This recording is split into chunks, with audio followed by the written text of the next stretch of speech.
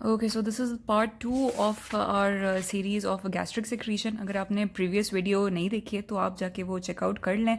उसमें मैंने मैकेनिज़्म और बेसिक इंट्रो दिया है और गैस्ट्रिक सिक्रीशन। ठीक है।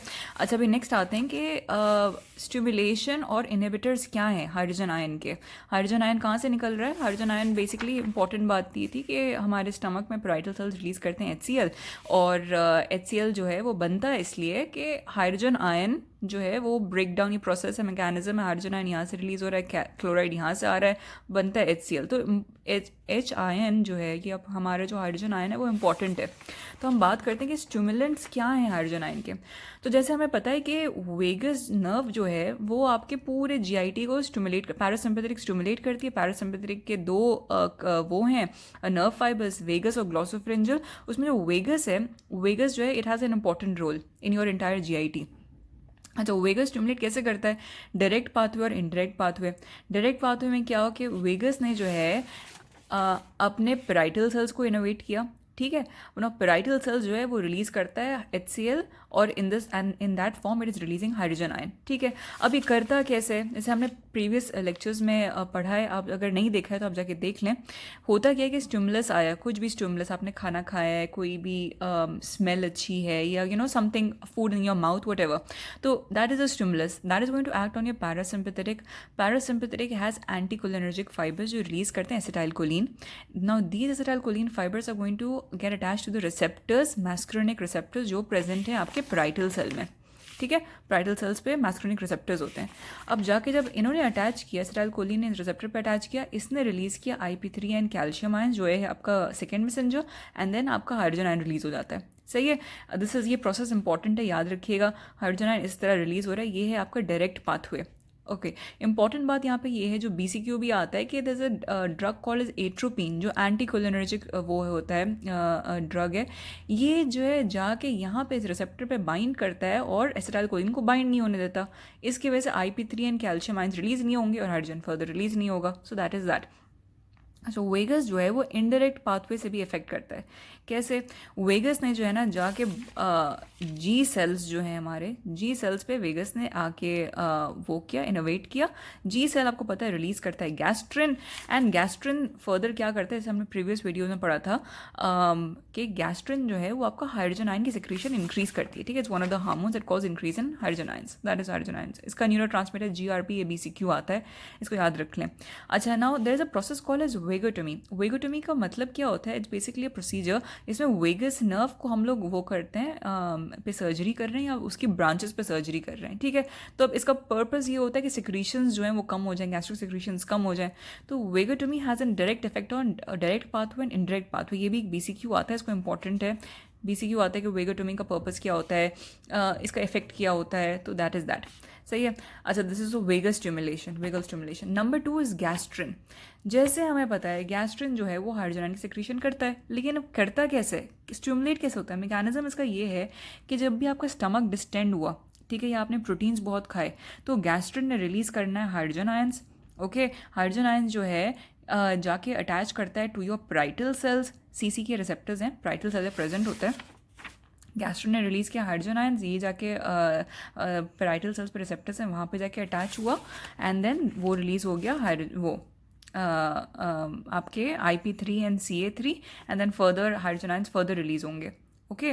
अच्छा, सो देन गैस्ट्रिन जो है it has an effect on your enterochromaffin like cells, enterochromaffin like cells. ठीक है। ये सेल्स जो हैं वो गैस्ट्रिक म्यूकोजा में प्रेजेंट होते हैं। ठीक है। गैस्ट्रिक म्यूकोजा में इंटेरोक्रोमैटोफिन लाइक सेल्स प्रेजेंट होते हैं। Now this compared with histamine. Histamine कहाँ से रिलीज होता है? हिस्टामीन रिलीज होता है, हमें अब आगे पढ़ेंगे हम, म्यूकस सेल्स रिलीज करते हैं हिस्टामीन। ठीक है। सो अब now this gastrin is going to act on these cells plus histamine and further hydrogen ions release होंगे। सही है। तो अभी हमने पढ़ा वेगल स्टिमुलेशन एंड गैस्ट्रिन। अच्छा, लास्टली जो स्टिमुलेंट कॉज करता है हाइड्रोजन आयन की रिलीज वो है हमारा हिस्टामीन। ठीक है। अच्छा, हिस्टामीन, इससे मैंने बताया था कि इंटेरोक्रोमैफिन सेल्स से इंक्रीज वो निकलता है, जो है गैस्ट्रिक म्यूकोजा में होता है। हिस्टामीन ने क्या किया? हिस्टामीन जो है पेराइटल सेल्स पे जाके एक्ट करता है। ठीक है। मैं आपको बताती हूँ। ये रहा। अच्छा, हिस्टामीन जो है यहाँ से हिस्टामिन निकला, हिस्टामिन ने जाके पैराइटल सेल्स पे एक्ट किया, पैराइटल सेल्स पे जो है प्रेजेंट हैं कुछ रिसेप्टर्स, ठीक है, कुछ रिसेप्टर्स जो हैं ये इनको बोलते हैं H2 रिसेप्टर्स। अब ये H2 रिसेप्टर्स जो है इस हिस्टामिन जाके बाइंड किया एंड देन ये फर्दर रिलीज करता है हाइड्रोजन आयंस, सही है। अच्छा, अब इंपॉर्टेंट बात यहाँ पे क्या है कि there is a drug call as cimetidine, ठीक है।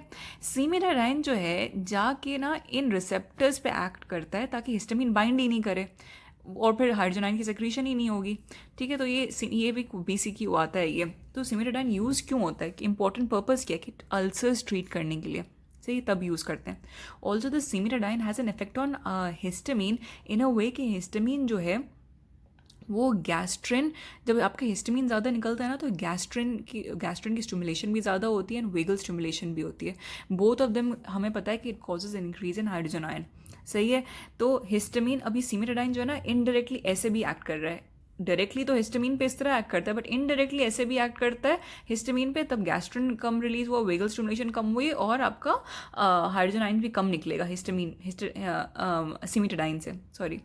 अच्छा देन, अच्छा एक और एक ड्रग है हमारा एट्रोपिन, ठीक है। एट्रोपिन ने क्या करना है, एट्रोपिन जो है वो एक्ट करता है एसिटाइल कोलिन पे, सही है, एंड एसिटाइल कोलिन रिसेप्टर्स पे इनहिबिट करता है, एंटी मैस्क्रेनिक है, ठीक है। तो एट्रोपिन ने जो ना यहाँ पे एक्ट करना है और आपका रिसेप्टर पे, और आपका जो पैराइटल सेल प्रेजेंट होते हैं अगेन आपका ये हाइड्रोजन आयंस रिलीज नहीं होंगे। Atropine has a indirect effect on histamine also, सही है। तो ये इनका जो ना सीमिटाइडाइन और एट्रोपिन क्वेश्चंस बहुत आते हैं, ये याद रखें आप। अच्छा सही है, तो ये स्टिमुलेंट्स हो गया। अब हम बात करते हैं कि इनहिबिटर्स क्या हैं, गैस्ट्रिक हाइड्रोजन सिक्रीशन के इनहिबिटर्स क्या हैं। तो 3 मेजर इनहिबिटर्स हैं, बहुत इजी हैं। अच्छा, सबसे पहले we talk about negative feedback. जब भी आपने खाना खाया, ठीक है, तो हाइड्रोजन आयन रिलीज हुआ, अब वो हाइड्रोजन आयन जो है डाइजेशन हो गई, मील की डाइजेशन हो गई, हाइड्रोजन आयन जो है जो प्रेजेंट है स्टमक में, that will cause a decrease in pH। तो जब भी अगर pH लेस देन 3 हो गया, that is going to cause inhibit gastrin release and that is going to decrease in your pH further, I mean decrease in hydrogen ions further, जो आपको pH further decrease करेगा। तो एक आपका एक वो है, सॉरी pH इंक्रीज करेगा, I am very sorry, pH increase करेगा। जब हाइड्रोजन आयन कम हो गया तो pH आपका इंक्रीज हो गया, ठीक है। तो एक नेगेटिव फीडबैक है। Then we talk about somatostatin. Somatostatin ने क्या किया, अब इसके भी क्वेश्चन आता है, BCQs आते हैं इसके। सोमैटोस्टैटिन जो है वो 2 पाथवे से एक्ट करता है, ठीक है। डायरेक्ट पाथवे में क्या किया, सोमैटोस्टैटिन ने डायरेक्टली बाइंड किया receptors on the parietal cell और फिर हाइड्रोजन आयन की प्रोडक्शन कम हो गई। इनडायरेक्ट पाथवे में सोमैटोस्टैटिन ने हिस्टामिन पे एक्ट किया और गैस्ट्रिन पे एक्ट किया, ठीक है। और इन दोनों पे एक्ट करके जो है ना हाइड्रोजन आयन की प्रोडक्शन कम हो गई। तो ये सोमैटोस्टैटिन का ये पर्पज़ है। अब नंबर 3 प्रोस्टाग्लैंडिन, इसके भी क्वेश्चन आता है, BCQ आता है।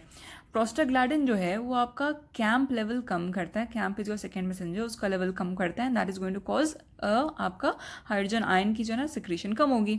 अच्छा, प्रोस्टाग्लैंडिन जो है आपका म्यूकोजल बैरियर भी है together with your bicarbonate, and ये प्रोटेक्ट करता है म्यूकोजा फ्रॉम एसिडिक सिक्रीशंस।